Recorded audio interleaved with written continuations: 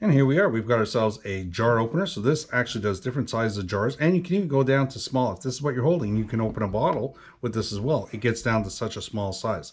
So we can drop it on something like here. So here we are, we've got it right there. And of course, just give it a squeeze and boom, it just comes right off. That's how easy it is. So we'll be able to crack this guy open, of course, because we got to take that cap off there.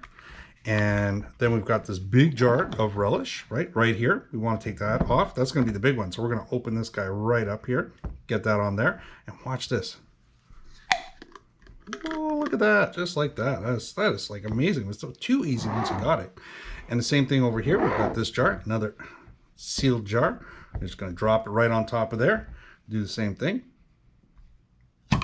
Boom. Again, that was way too easy. And of course, the small one does everything. So you can use it for, beer bottle opener, right off there.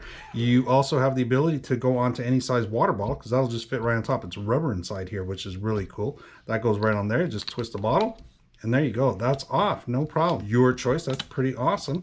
And of course, to get the actual Coke cans open or beer cans, you've got an actual lever on the back. So when you actually have a can, you just basically slide this underneath.